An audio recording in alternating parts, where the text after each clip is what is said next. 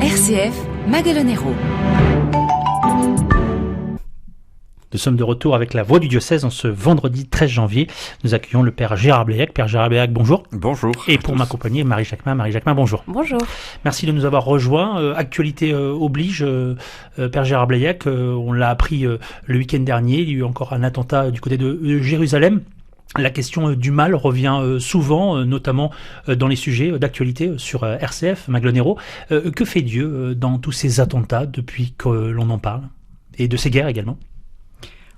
On a fêté Noël, on a fêté la venue du Prince de la Paix parmi nous et je crois que Dieu, en envoyant son Fils, Prince de la Paix, nous manifeste bien qu'il est contre toute forme de violence et qu'il souhaite que les hommes s'entendent entre eux pour être dans la paix et dans l'alliance, puisque c'est un Dieu d'alliance aussi que nous avons fêté à Noël.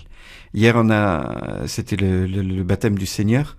Et dans le texte d'Isaïe que nous avons entendu, il y avait cette très belle phrase qui parlait du Christ, mais je pense qu'il parle de chacun de nous aussi. Il ne criera pas, il ne haussera pas le ton, il ne brisera pas le roseau qui fléchit, il n'éteindra pas la mèche qui faiblit. Mais en même temps qu'il y avait cette insistance justement de protection, de paix et d'attention aux gens, le texte d'Isaïe continuait, il proclamera le droit en vérité, il ne faiblira pas, il ne fléchira pas.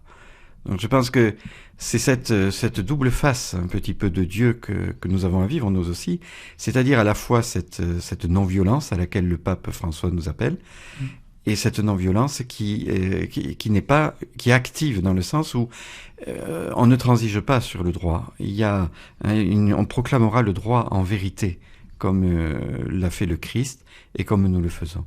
Donc c'est à la fois beaucoup d'attention et faire attention que le roseau qui fléchit ne soit pas corrompu, mais en même temps aussi une certaine exigence de vérité et de droit.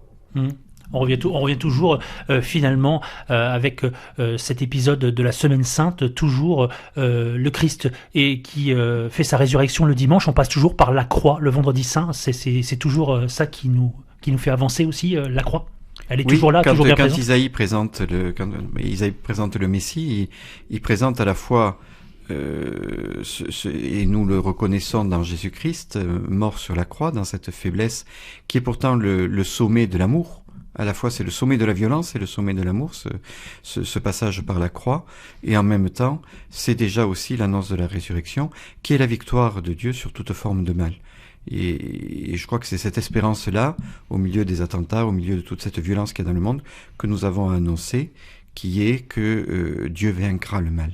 Merci Père Gérard Bléac. Marie Jacquemin. Le pape aussi, je crois, a eu un message dernièrement sur la non-violence. Si vous pouvez nous en dire quelques mots. Oui, c'est vrai qu'on avait peut-être un peu oublié cette dimension de l'insistance sur la non-violence active. Il insiste bien sur la non-violence active et qu'il l'a fait ressurgir au moment y compris là dernièrement au vœu vis-à-vis des diplomates, de bien se dire que avec le Christ, c'est pas parce que nous nous présentons de manière non violente et apparemment dans la faiblesse que nous sommes faibles. Comme dit saint Paul aussi, c'est lorsque je suis faible que je suis fort en fait. Et le pape a réinsisté là-dessus au moment du 1er janvier, qui était la journée de la paix, et en même temps la journée où on a fêté Marie, Mère de Dieu. Il disait la non-violence active est la pierre angulaire de notre style de vie et d'une politique de paix. Et il parlait du niveau local et quotidien jusqu'à celui de l'ordre mondial. Et au niveau local, justement, qu'est-ce qui se passe? Est-ce qu'il se passe des choses dans le diocèse? Dans le diocèse, alors au niveau de la non-violence, il se trouve que on a un très bel héritage qui est les communautés de l'Arche de Lanza del Vasto au-dessus de l'Odève. Elles ont été fondées à cet endroit-là, elles continuent à exister. Des prêtres vont y célébrer régulièrement la messe dans ces communautés et elles continuent à être ce témoignage de la non-violence active dans le diocèse. Mais il n'y a pas que cela. Pendant les fêtes, je suis allé prier avec les sœurs du Carmel et je me dis que ce lieu de prière et ce lieu de paix est un lieu aussi qui nous apprend la non-violence et qu'à travers la prière, on peut devenir des acteurs et des artisans de paix. Il y a aussi tous ces actes de miséricorde qui mettent du lien. Je pense à la aide de solidarité qui soutient toutes ces personnes qui sont sans domicile fixe et qui souvent sont dans une attitude assez violente par rapport à la société qui les rejette. Et là, elles trouvent un havre de paix, et un havre où elles peuvent s'exprimer et être soignées, être nourries, être accompagnées. C'est vraiment des lieux pour la paix. Je pense aussi à tous ces chrétiens qui sont engagés dans des activités comme toutes les actions sociales qui accompagnent des jeunes en grande difficulté, y compris en lien avec la justice aussi. Tous ceux qui enseignent aussi. Les enseignants aujourd'hui sont des vecteurs de la paix, que ce soit dans l'enseignement catholique, dans l'enseignement public, sont des vecteurs de paix. Ça va être les forces de l'ordre aujourd'hui dans notre monde. Là, les forces de l'ordre ne sont plus là pour attiser la haine et attiser la violence, mais au contraire pour être des facteurs de paix. Ça va être même les politiques. On va aborder les élections et je crois que tout un chacun, et j'espère que tous les hommes politiques, pour le bien commun justement, sauront aussi dans leurs propos être respectueux des autres et du coup avoir aussi des attitudes non violentes et ne pas être en permanence dans la revendication et dans la violence des mots, mais au contraire dans cette recherche de la non violence qui pour nous chrétiens vient du Christ, pour d'autres vient d'autres aspirations humaines qui s'approprient. Votre message de ce matin, si on comprend bien, Père Gérard Bléac, pour résumer à nos auditeurs, c'est face à ce monde qui va mal, avec beaucoup de mal que nous voyons entre les êtres humains, on fait beaucoup de bien. Il y a du bien, et la vie de la cité, le politique, comme disaient les évêques quand ils disent il faut retrouver le sens du politique. Le sens du politique, c'est vraiment de pouvoir vivre dans la cité, dans la paix.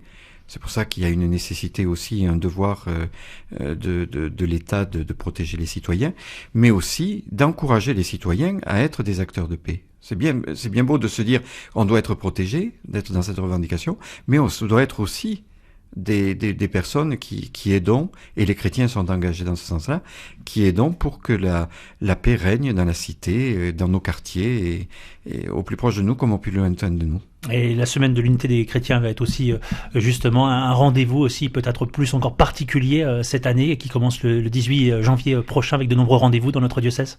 Oui, s'il y a bien eu un lieu de violence dans le passé, c'est les guerres de religion entre catholiques, protestants et les tensions aussi entre catholiques, orthodoxes. Et aujourd'hui, cette capacité que nous avons à faire maison commune, comme dit l'œcuménisme, c'est cette maison commune que nous construisons ensemble. Et toutes ces relations que nous avons tissées les uns avec les autres vont être célébrées en quelque sorte.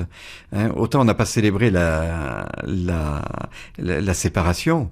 Et au contraire, on a fait simplement une commémoration, mais on ne l'a pas célébré. Par contre, ce qu'on peut célébrer, et célébrer dans la joie, c'est ce rapprochement et tous ces liens qui se tissent.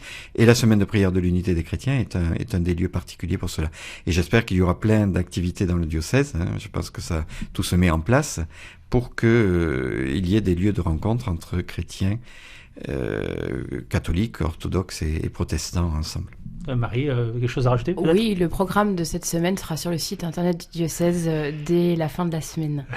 Merci Marie de ce travail de communication. Merci Père Gérard Bléac. On va terminer peut-être sur une note joyeuse en ce tout début d'année. On n'a même pas souhaité nos meilleurs vœux à votre attention, Père Gérard Bléac. C'est ce que je fais à l'instant. Avez-vous pris une bonne résolution pour cette année 2017 et laquelle peut-être, Père Gérard Bléac ? J'ai pris la bonne résolution de... On a posé la question au Monseigneur Carré, qu'il a dit qu'il n'en prenait pas. Qu'il n'en prenait pas. Non, il n'en prenait pas parce que c'est le meilleur moyen justement de ne pas en prendre. La bonne résolution que je prends, c'est d'essayer à la fois de remplir la tâche qui m'est confiée, mais en même temps de faire en sorte que là où j'y sois vraiment, c'est-à-dire que je sois vraiment proche des gens que je vais rencontrer au titre de vicaire général et de pouvoir prendre du temps avec eux et être dans cette attitude de paix et non pas dans cette attitude de courir tout le temps et d'essayer de tout résoudre, mais vraiment d'être artisan de paix auprès de ceux vers qui je suis envoyé. Grand merci Père Gérard Bléac, merci Marie Jacquemin. Merci. RCF Magalonero.